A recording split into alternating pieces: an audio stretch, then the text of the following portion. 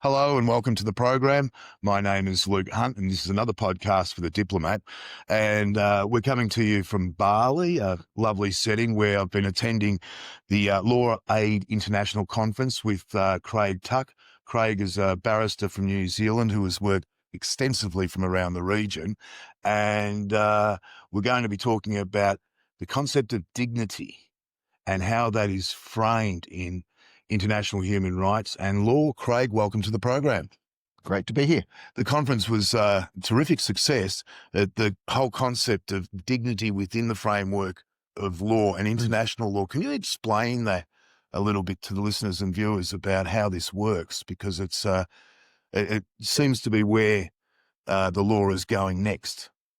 Yeah, it's fascinating because the concept of human dignity as it sort of manifests in law is a relatively recent event, so 1948. But prior to that, of course, across religions, across cultures, historically, and across different jurisdictions, there's manifestations, if you like, of that concept. And a lot of it could be understood in terms of the soul and the breath and that thing that we've got within us when we're on the ride of life. So it's that inherent worth, if you like. It's that thing that we carry within us.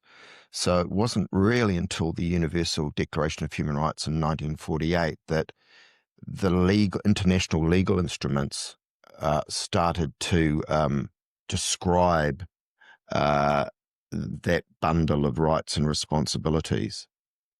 And from there, it makes its way into domestic jurisdictions. So it's a fascinating concept, and it's always captivated me in the sense that it's that core thing within us that we all have, that we all, for that short time that we live, from our first breath to our last breath, that's that thing that's with us. And if law is about anything, it really should be about protecting and honoring that thing. Mm-hmm. And look, there's lots of different descriptions of it, and some people would say it's meaningless because it can't be specifically described. But from my perspective, people understand immediately what you're talking about when you're talking about the dignity, the autonomy, the importance of privacy in our life, to think our thoughts, to, create that world that we want for ourselves and for our children and in the communities that we live. So, it's that almost mystical concept in a sense, but more and more it's coming to us through legal frameworks. Right. So sort of top end global instruments, but now working its way into domestic, and it has been for some years, working its way into domestic law. I am particularly interested in the criminal justice system, and having worked in it for nearly 40 years, and it's where that concept, where the rubber hits the road with that concept in terms of process, in terms of how the police are dealing with people, how the courts deal with people, how the jails deal with people, and really saying, well, this should be front and center, that it's a lens that we can use in our interactions with people. But in something like a criminal justice system where, the ultimate state power is exercised, that should be absolutely central to the decision-making and the procedural process. Right. And where are you seeing this express itself, I guess, within the law? Because one would imagine this is absolutely relevant to Indigenous communities, New Zealand, Australia, Canada, around the planet, but also the three big wars going on at the moment, Ukraine, Gaza, and Myanmar. And there's no shortage of human rights abuses in Southeast Asia where we are now. We've just had the Indonesian riots, and there are 23 people missing. How is this going to extend in the law over the coming years? Yeah, so through precedent or? Yeah, I mean, that's obviously in the common law world that things work that way. But let's just look specifically at the way that we approach those sorts of disputes. And if we look, and there are lots of different ways of defining that in law. I mean, there's rank, there's all sorts of different approaches. But if we look at that initial sacred, if you like, the philosophy of what it means to be a person, what it means to be a citizen, and how state power, whether it be in war regimes or in the dealings with people on a day-to-day basis, there needs to be, and I think the important question is, where is this going, not where is it now? Right. There needs to be an understanding that the individual ultimately takes responsibility for their life, and inherent in that individual decision-making process is their own dignity, but also the way that they deal with others in that context. So if you're just sweeping away rights and responsibilities, which it's that exercise of arbitrary power, one person making an arbitrary decision on another and leading to conflict, that it really sidesteps fundamental, respectful responsibilities in that paradigm. Okay, I remember at the conference where you mentioned the term, I think it was like the theft of autonomy, the taking away of not just human rights, but whether it's a prosecutor, the police, corporations, politicians, but it's we're going to take away your autonomy. That's right. Which I think is quite a powerful way of putting it. Yeah. Do you see much of that? I mean, and you are dealing with, you're in Hotel Cake, Kirkaborian prison yesterday, dealing with clients. How do you kind of relate this? Because I do think you're more than a few steps ahead of the game in terms of defence advocacy, and I guess with people who are being prosecuted. Yeah. So Kirribakan's a fascinating jail to work in, and I've seen that evolve over the last 10 or 15 years. But I guess from a personal approach, it's always about bringing respect to the situation, bringing respect to the office, that people have a job to do. But within that job, there is, that sacred passage of the human condition, Right. The journey, the on the ride, if you like. And in dealing in situations like that, especially with clients that are vulnerable and being overwhelmed with their autonomy being taken, and the state obviously through legislation can do that, but it's bringing the dignity to a situation, to a role, to a it's an environment there, but in any criminal justice system, where somebody feels that they have a sense of fair trial, that is, that they've got a say, that they understand the proceedings. And the fair trial rights are so inherent to human dignity. It's like, you can't be people exercising arbitrary power, decision-making over others, and just saying, effing deal with it. That's not a system that we want. We don't want the law of the jungle. We understand that there needs to be structures and procedures, but almost drenched within that is this concept of respect, understanding that they're autonomous within that framework because they have informed consent, essentially, that they get the resources they need. Most criminal justice systems are utterly brutal in terms of the meat grinder. It just grinds on regardless, and it's the ultimate expression of force.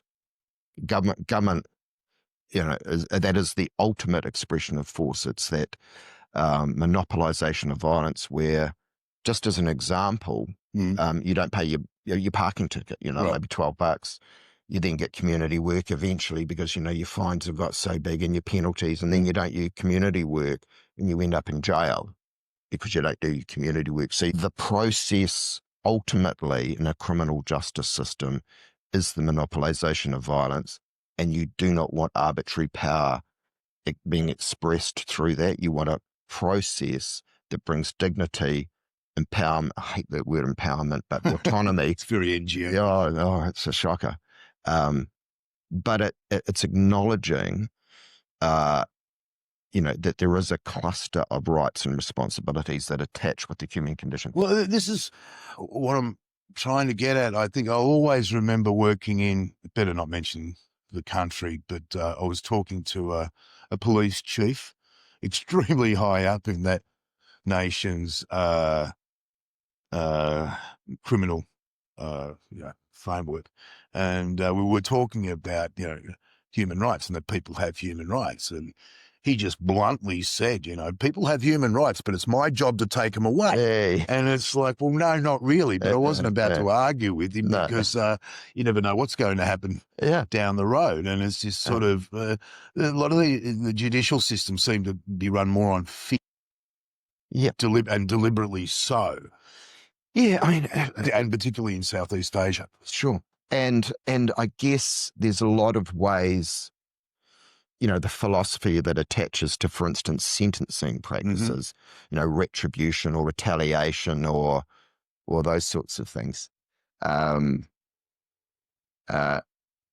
So criminal justice systems are designed to bring to bear a whole bunch of criminological, philosophical realities. Okay. And I guess what I'm always looking at is, no matter what's at play, how is the dignity, essentially the soul, if you like, of the person being protected and guarded and acknowledged. Now, there's always a balancing. That most judges would say, look, there's always a balancing of an individual's rights against, the state and protection and the rights of the community. Having said that, though, there is a whole,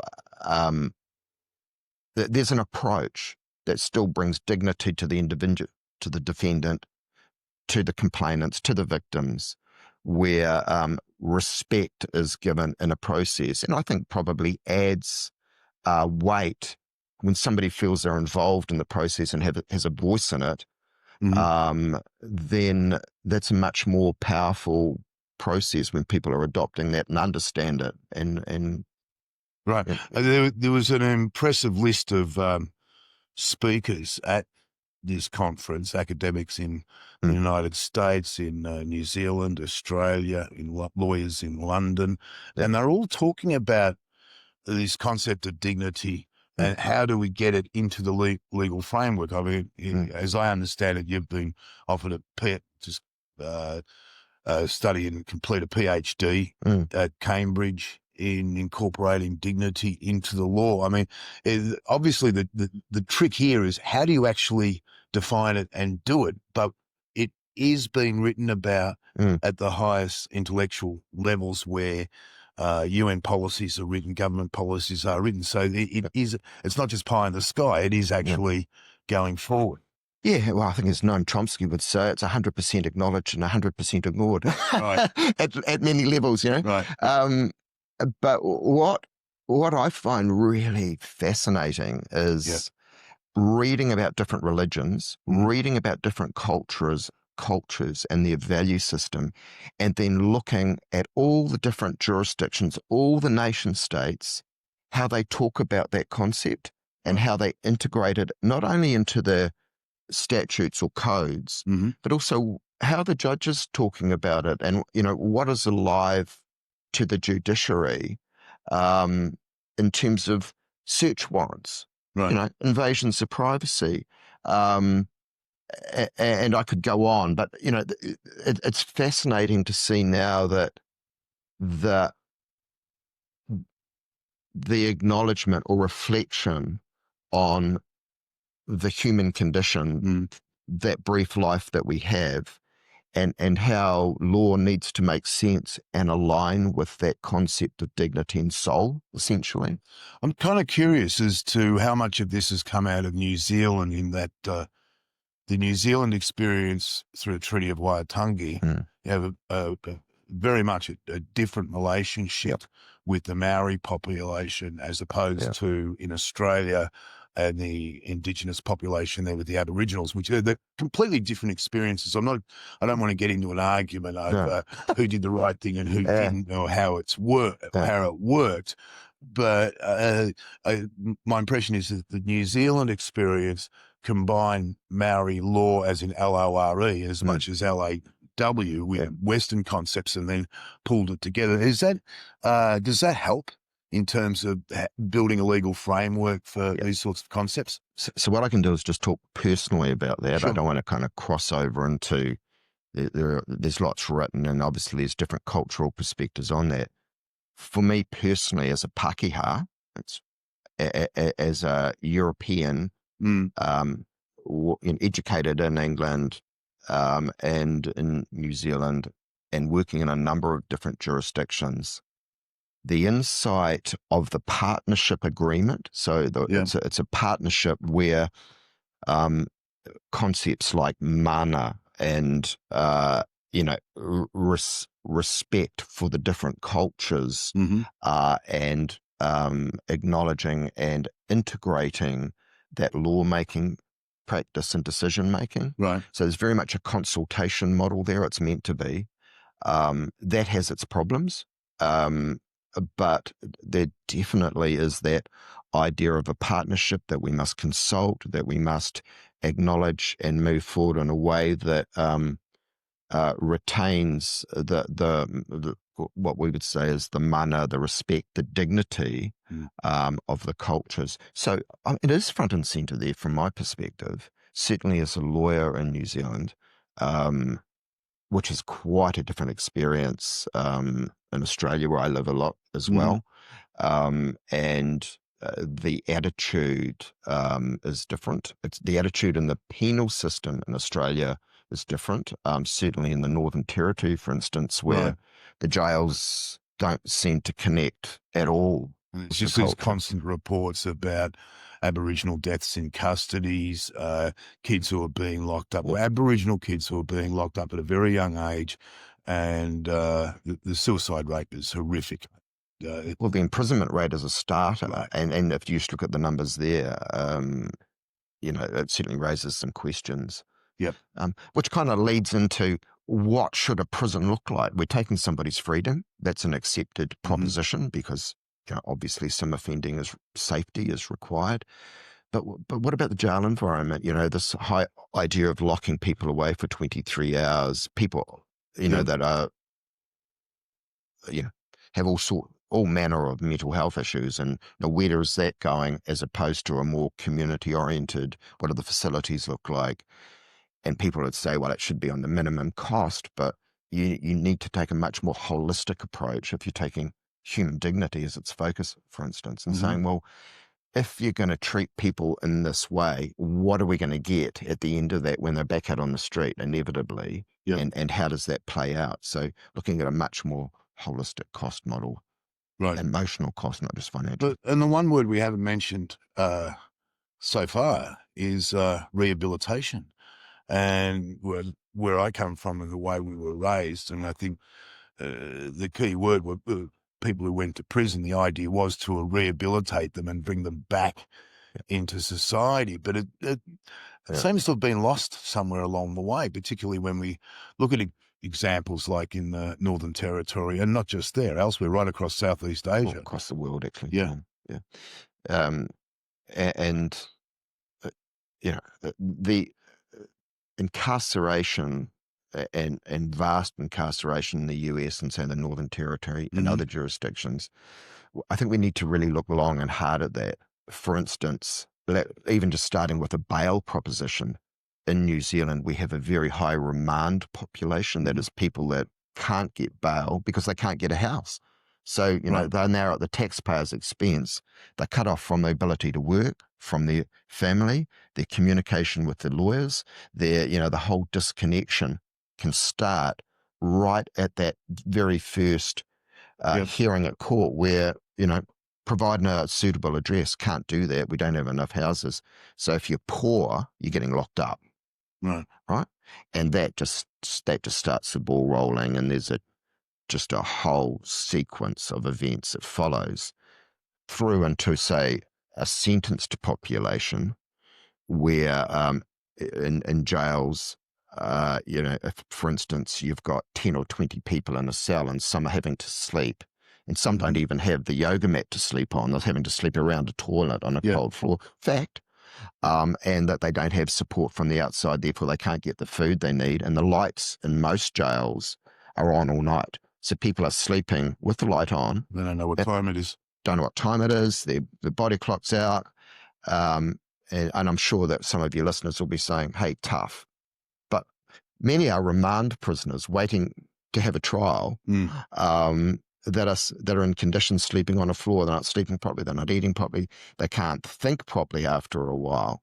And their access to information and proper decision-making is impaired. But at the end of the day, people are going to get released, and we're looking. It's always a risk profile from a government perspective. It's risk and it's cost, fiscal spend. So there's a real argument for dignity in that, because if you're bringing a sense of responsibility, of autonomy, of engagement in the system, they are engaged, they're owning it, then you're going to have a much better outcome. No, I remember James Ricketson, who was a very well-known Australian filmmaker who was charged with spying in Cambodia, and he was given a pretty rough time. He was in remand in Prey Sar prison, where I think they had, in reality, 1 square metre each. Crap food, no light. You next to other prisoners who have lice. You can't get a shower. No.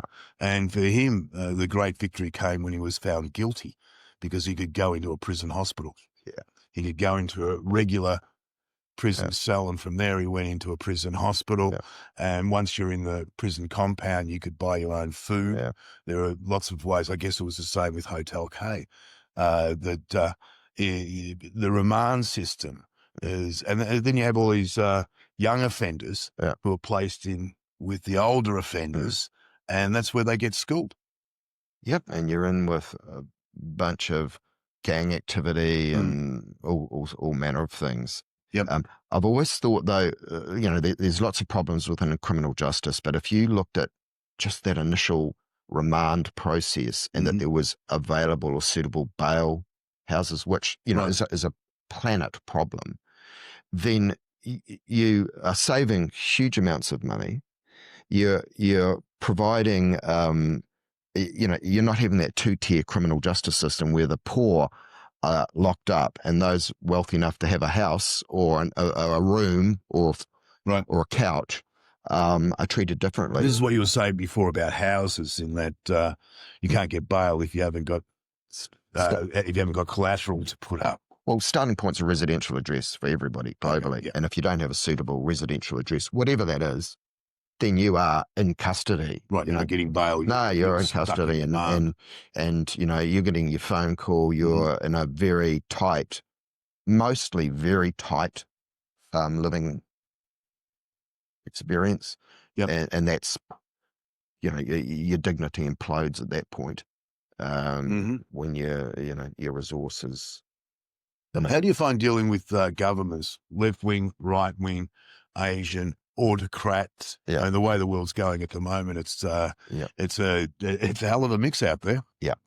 So there are always protocols, and some of those protocols are very, very slow, and you're not to breach them. We had an incident yesterday, for instance, where I had to just turn up at a jail without a scheduled appointment, without my letter, because it was on the wrong day. And making it work by explaining, hey, this is our role, this is what we're here to do. We're trying to ensure this process runs smoothly, as opposed to, in a chronology of events that somebody sitting in a head office, wherever it is around the world, agrees with. We're just trying to make this work on the ground. and just boxing on, respecting your position. You've got a job to do, but so have I. How are we going to make this work? And sometimes it does. Yeah. Craig Tuck, thanks very much for the chat. It's been terrific. Right. And good luck with the whole concept of dignity. I think it matters. Certainly. Thanks for the opportunity. Cheers. Right. How did that come? It was good. All right. Stop.